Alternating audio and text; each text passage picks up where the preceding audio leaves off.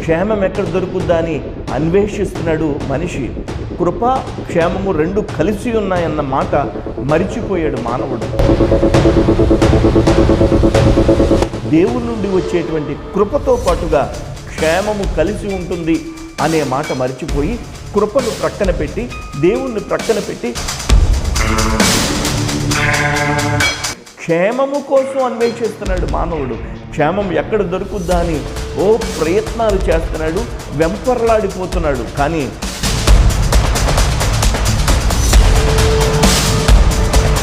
ఈ వీడియో ద్వారా నీవు ఆశీర్వదించబడితే నువ్వు ఎందుకని లైక్ చేయకూడదు? ఈ వీడియో ఇంకా నీకు నచ్చినట్లయితే ఈ చిన్ని పరిచర్యలో నువ్వు కూడా పాలు పొందాలి అన్నట్లయితే కొంతమందికి ఈ వీడియో ఎందుకని షేర్ చేయకూడదు? దేవుని పరిశుద్ధమైన నామానికి స్తోత్రాలు. మరొకసారి మీ మధ్యలో దేవుని యొక్క మాటలను పంచుకునే అవకాశాన్ని ఇచ్చినటువంటి ప్రభువుని స్తుతిస్తూ ఉన్నాను. కీర్తనల గ్రంథం మనం ఒక్కొక్క కీర్తన వచనం వెంబడి వచనం ధ్యానిస్తూ వస్తున్నాం. ఈరోజు 23వ కీర్తనను మనం ధ్యానం చేద్దాం. 23వ కీర్తన క్రైస్తవులందరికీ బాగా సుపరిచితమైనటువంటి కీర్తన. ఈ అధ్యాయం క్రైస్తవులకే కాకుండా క్రైస్తవేతరులకు కూడా అనేక మందికి పరిచయమైనటువంటి, అంత ప్రాశస్త్యం పొందినటువంటి, అంత ప్రసిద్ధి కాంచినటువంటి కీర్తన 23వ కీర్తన. ఈ కీర్తన దావీదు కీర్తన అంటారు, దావీదు రచించింది. ఈ కీర్తనలో 6 వచనాలు, చిన్న కీర్తనే కానీ చాలా ప్రభావవంతమైనటువంటి కీర్తన. ఒక్కొక్క వచనాన్ని మనం ధ్యానం చేద్దాం. మొదటి వచనం, యెహోవా నా కాపరి, నాకు లేమి కలుగదు. కీర్తనాకారుడైనటువంటి దావీదు దేవుణ్ణి నా కాపరి అని సంబోధిస్తున్నటువంటి కీర్తన. దేవుడు ఒక మందకు కాపరిగా ఉంటే ఆ మందలో ఉండేటువంటి గొర్రెలు ఎంత సురక్షితంగా ఉంటాయో చెప్పడానికి ఈ కీర్తన ద్వారా మనకి తెలియజేస్తూ ఉన్నాడు. యెహోవా నా కాపరి, నాకు లేమి కలుగదు. వాస్తవానికి విశ్వాసులను లేదా క్రైస్తవులను గొర్రెలతో పోల్చినటువంటి కీర్తన ఇది. అనేక మంది గొర్రెలను క్రైస్తవులతో పోల్చి వెటకారంగా, వెకిలిగా మాట్లాడడం మనం చూస్తూ ఉంటాం. వారికి తెలియదు కదా అంటారు. కానీ ప్రభు అయినటువంటి దేవుడు తనను వెంబడించేటువంటి వారిని గొర్రెలతోనే కాదు, పావురములతో పోల్చాడు, సింహముతో పోల్చాడు, ఇంకా చాలా రకాలైనటువంటి ఉపమానములతో పోల్చాడు. కానీ అవన్నీ తెలీదు. గొర్రెతో పోల్చినటువంటి ఆ ఉపమానం తెలుసు కాబట్టి గొర్రెలు అనేటువంటి వెటకారంగా, వికిలిగా, హేళన చేసే విధంగా మాట్లాడుతున్నారు. సరే, గొర్రెలో ఏ లక్షణాలు ఉన్నాయో ఆ వెటకారం చేసేవారికి తెలియదు కదా.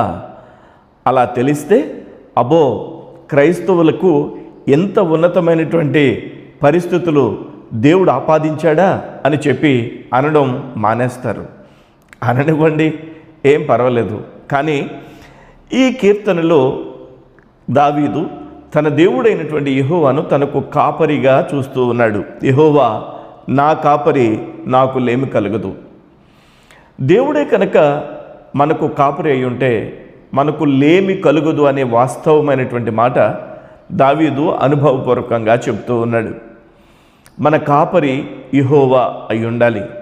దేవునికి మహిమ కలుగునుగాక.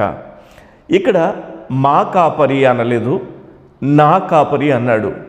దేవునికిని దావీదుకుని మధ్య సంబంధ బాంధవ్యాలు వ్యక్తిగతమైనవి.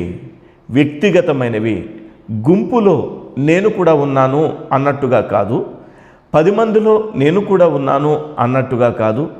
నాకు నా దేవుడైన యెహోవా కాపరి, యెహోవా నా కాపరి అని దావీదు చెప్తూ ఉన్నాడు.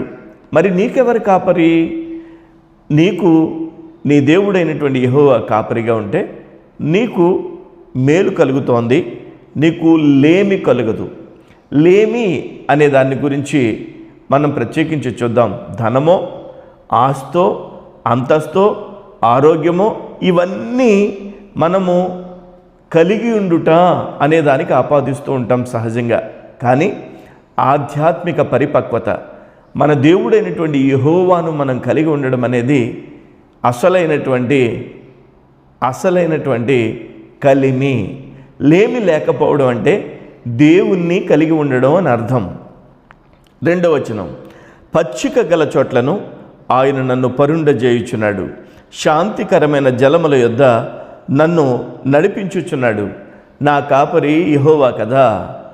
కాపరి అంటే దేవుడైనటువంటి ఆయనే మాదిరికరమైనటువంటి కాపరి కదా. అందుకని పచ్చిక గల చోట్ల నన్ను పరుండి చేయుచున్నాడు. సాధారణంగా గొర్రెలు అవి నిలబడి మేస్తూ ఉంటాయి. నిలబడి మేస్తూ ఉన్నటువంటి అవి నిద్ర వచ్చినప్పుడు లేదా అలసట తీర్చాలి అని కాపరి అనుకున్నప్పుడు ఎక్కడ అలసట తీర్చుకుంటాయో తెలుసా? అదే పచ్చికలో అవి అలసట తీర్చుకుంటాయి. పచ్చిక గల చోట్ల ఆయన నన్ను పరుండజేయుచున్నాడు అంటే ఆకలి ఉన్న గొర్రె పడుకుంటుందా? పచ్చిక ఉన్న చోట ఖచ్చితంగా తన కడుపు నిండిన తర్వాతే పడుకుంటుంది. ఎందుకంటే పచ్చిక గల చోటే తాను ఆహారం తిని, పచ్చిక గల చోటే రెస్ట్ తీసుకునేటువంటి విశ్రాంతి తీసుకునేటువంటి ఆ పరిస్థితిని తన కాపురి అయినటువంటి యెహోవా అనుగ్రహించాడని దావీదు చెప్తున్నాడు. శాంతికరమైన జలముల యొద్ద నన్ను నడిపించుచున్నాడు. చాలా ప్రశాంతమైనటువంటి జలముల యొద్ద నడిపిస్తున్నాడు. గొర్రెలు ఎప్పుడు కూడా పారేటువంటి లేదా చాలా గళగళగళమంట పారేటువంటి సెలయేర్ల దగ్గర గొర్రెలు సాధారణంగా నీరు త్రాగవు. ఎక్కడ త్రాగుతాయో తెలుసా? ప్రశాంతమైనటువంటి వాతావరణం ఉండాలి, ప్రశాంతమైనటువంటి ఆ నీరు ఉండాలి, శాంతికరమైనటువంటి జలముల యొద్ద అవి నీరు తాగుతాయి. అలాంటి శాంతికరమైనటువంటి జలముల యొద్ద దావీదుని తన దేవుడైన యెహోవా నడిపిస్తున్నాడు అని అర్థం. అంటే తనకు పచ్చిక గల చోట్ల, తనకు శాంతికరమైనటువంటి జలముల యొద్ద ఉన్నటువంటి ఆ యొక్క అనుభవము దావీదు ఈ సమయంలో చెప్తూ ఉన్నాడు.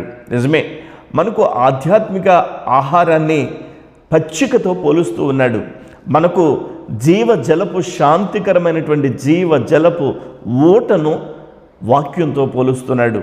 ఒక గొర్రె లేదా ఒక విశ్వాసి తాను ఆధ్యాత్మిక పరిపక్వత బలమును పొందాలంటే దేవుని యొక్క వాక్యమై ఉన్నటువంటి పచ్చిక కావాలి, దేవుని యొక్క వాక్యమై ఉన్నటువంటి శాంతికరమైనటువంటి జలము కావాలి. నీ జీవితంలో నీవు ఎంతకాలం నేను ప్రభువుని నమ్ముకున్నాను అని చెప్తున్నావు, కానీ బలమైనటువంటి వాక్యాహారాన్ని నువ్వు తినగలుగుతున్నావా? బలమైనటువంటి దేవుని యొక్క వాక్యాన్ని నువ్వు శాంతికరమైనటువంటి జలముగా నువ్వు స్వీకరించగలుగుతున్నావా? అలాంటి అనుభవం నీకున్నదా? అయితే దేవుడైనటువంటి యెహోవా నీకు అలాంటి అనుభవాన్ని ఇవ్వాలని ఆశపడుతున్నాడు. నీవు వినేటువంటి వాక్యం, నీవు ధ్యానించేటువంటి వాక్యం అలాంటి పచ్చిక బయళ్ళుగా, శాంతికరమైనటువంటి జలముగా, అలాంటి ఫీలింగ్, అలాంటి అనుభవం నీకు ఇస్తున్నాయా? ఇవ్వకపోతుంటే బలమైనటువంటి ఆహారం నువ్వు అడగాలి. అలాంటి కాపరి అయినటువంటి యెహోవా యొక్క మందలో నువ్వు చేరాలి. 3వ వచనం, నా ప్రాణమునకు ఆయన సేద తీర్చుచున్నాడు, తన నామమును బట్టి నీతి మార్గములలో నన్ను నడిపించుచున్నాడు. అవును, ఒక గొర్రె తన దేవుడైనటువంటి యెహోవా యొద్ద కాపరికంలో ఆ యొక్క మందలో ఉన్నప్పుడు, మంచి పచ్చిక గల ఆహారం తిన్నప్పుడు, శాంతికరమైనటువంటి జలము యొద్ద నడిచినప్పుడు ప్రాణానికి సేద తీర్చబడదా? నెమ్మది కలగదా? ఖచ్చితంగా కలుగుతుంది కదా. తన నామమును బట్టి నీతి మార్గములలో నన్ను నడిపించుచున్నాడు. నా ప్రాణమునకు ఆయన సేద తీర్చుచున్నాడు. నీ ప్రాణమునకు సేద తీర్చబడాలంటే నీవు దేవుని యొక్క వాక్యం చేత బలపరచబడాలి. నీ యొక్క ప్రాణమునకు సేద తీర్చబడాలంటే శాంతికరమైనటువంటి వాక్యాన్ని నువ్వు పానీయం చేయాలి. అది చేయాలంటే నీ దేవుడైనటువంటి యెహోవా నీకు కాపరిగా ఉండాలి కదా. ఇంకా 4వ వచనం, గాఢాంధకారపు లోయలలో నేను సంచరించినను ఏ అపాయమునకు భయపడను, నీవు నాకు తోడయ్యుందువు, నీ దుడ్డు కర్రయు నీ దండమును నన్ను ఆదరించును అని అంటాడు. ఇక్కడ చాలా జాగ్రత్తగా వినాలి. దేవుడైనటువంటి యెహోవా కాపరిగా ఉంటే లేమి లేదు అని అన్నాడు కదా. లేమి లేదు అని అంటే మీరు అనుకుంటారు ఏ కష్టం రాదు, ఏ నష్టం రాదు, ఏ శోధన రాదు, ఏ ఇబ్బంది రాదు అని అనుకుంటారేమో. కాదు కాదు కాదు. గాఢాంధకారపు లోయలో సంచరించినను అంటే అలాంటి సంచరించవలసి వచ్చిన అనుభవాల్లో ఉన్నా కానీ ఏ అపాయమునకును భయపడను. ఎందుకంటే భయము లేని శక్తివంతమైనటువంటి దేవుని యొక్క వాక్యం చేత పోషించబడుతున్నాడు దావీదు. ఇక్కడ శాంతికరమైనటువంటి జలముల యొద్ద నడిపించుచున్నాడు. ఇక్కడ తన దేవుడైనటువంటి యెహోవా అనే కాపరి యొక్క మందలో ఉండి సేద తీర్చబడుతున్నాడు. గాఢాంధకారపు లోయలలో, అలాంటి అనుభవాలలో, అలాంటి శ్రమలు, శోధనలు, కష్టాలు, ఇబ్బందులు, ఒంటరితనము, భయము, కన్నీరు, అపజయము ఇవన్నీ వచ్చినా కానీ భయపడడం లేదు. స్థిరపరచబడి ఉన్నాడు. నీవు నాకు తోడై ఉందువు, నీ దుడ్డు కర్రయు నీ దండమును నన్ను ఆదరించును. ఎందుకని ఇంత భయం లేకుండా ధైర్యంగా ఉండగలుగుతున్నాడంటే దావీదు తన దేవుడైన యెహోవా ఉన్నాడు కదా, ఆయన అన్నాడు, నీవు నాకు తోడై ఉందువు, నీ దుడ్డు కర్రయు నీ దండమును నన్ను ఆదరించును. దేవుని చేతిలో దుడ్డు కర్ర ఉన్నదని, దేవుని చేతిలో దండము ఉన్నదని దేవుని యొక్క దాసుడైనటువంటి దావీదు చెప్తున్నాడు. దుడ్డు కర్ర ఎందుకు? ఆదరించడానికి, బెదిరించడానికి. అంతేకాదు, శత్రువు లేకపోతే క్రూర మృగము వచ్చినప్పుడు కాపరి దుడ్డు కర్ర చేత క్రూర మృగముతో యుద్ధము చేసి దాన్ని అపజయము చేస్తాడు, దాన్ని అంతమొందిస్తాడు. అంతేకాదు, దండం ఉంటుంది, దండానికి ఇలాగా కొక్కెము లాంటి ఉంటుంది, ఇలాంటి కొక్కెము లాంటిది ఉంటుంది. ఆ దండముతో ఏం చేస్తాడంటే పైకి ఉన్నటువంటి లేలేత కొమ్మలను ఆ యొక్క గొర్రె మంద దగ్గరికి క్రిందకి లాగుతాడు. గొర్రె మంద పైన తనకు తాను తినలేనటువంటి లేలేత ఆకులను కాపరి క్రిందకు కొమ్మ ఉంచినప్పుడు తిని సంతృప్తి పడుతుంది. ఆ కాపరి కొమ్మను విడిచిపెట్టేస్తాడు. ఆకులన్నీ తిన్న తర్వాత మరలా పైకి లేచిపోతుంది. కాపరి ఏం చేస్తాడో తెలుసా? పైనున్న పరసంబంధమైనటువంటి ఆహారాన్ని క్రిందకి తీసుకొస్తాడు. పైన ఉన్నటువంటి పరసంబంధమైనటువంటి దేవుని యొక్క వాక్యాన్ని సంఘానికి ఇస్తాడు. అలాంటి అనుభవంలోనే నువ్వు ఉన్నావా? అలాంటి వాక్యాన్ని నువ్వు వింటున్నావా?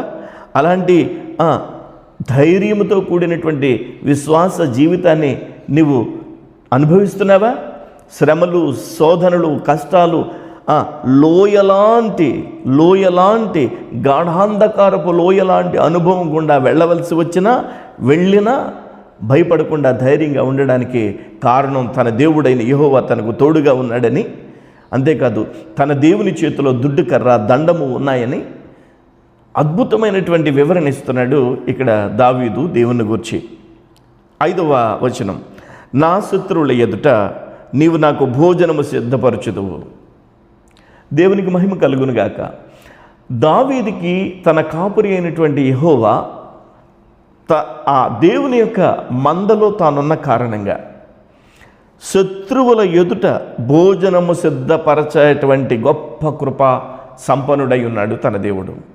శత్రువుల ఎదుట భోజనము, శత్రువుల ఎదుట నీవు నాకు భోజనము సిద్ధపరచుదువు, నూనెతో నా తల అంటూ ఉన్నావు.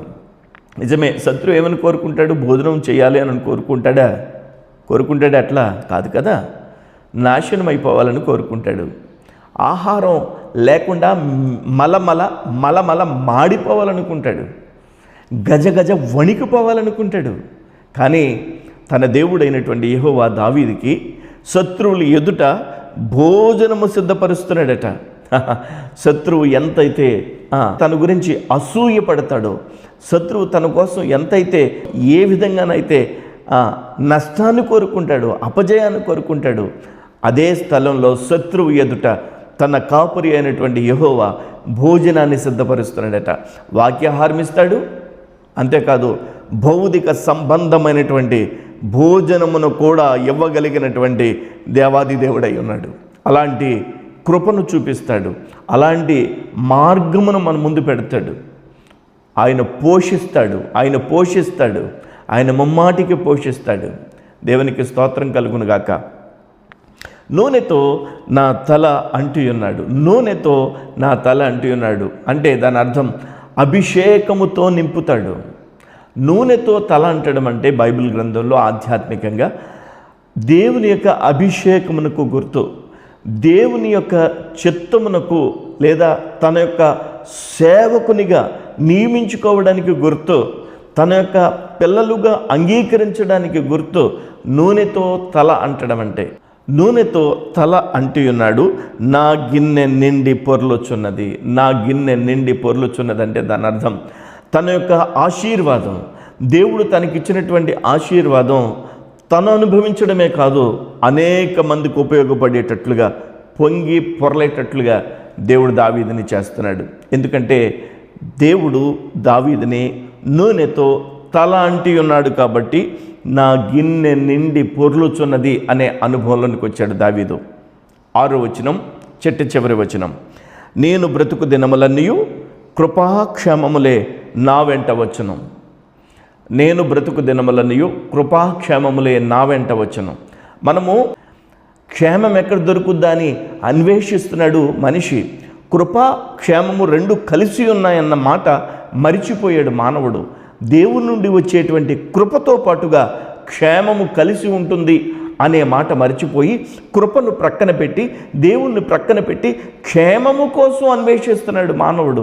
క్షేమం ఎక్కడ దొరుకుద్దా అని ప్రయత్నాలు చేస్తున్నాడు, వెంపర్లాడిపోతున్నాడు. కానీ భక్తుడు అంటున్నాడు, నేను బ్రతుకు దినములన్నీయు కృపాక్షేమములే నా వెంట వచ్చును. నేను పరిగెట్టడం కాదు వాటి వెనుక, అవి నా వెంట వస్తాయి. ఎందుకంటే నా కాపరి దేవుడైనటువంటి యెహోవా అని చెప్పి దావీదు చెప్తున్నాడు.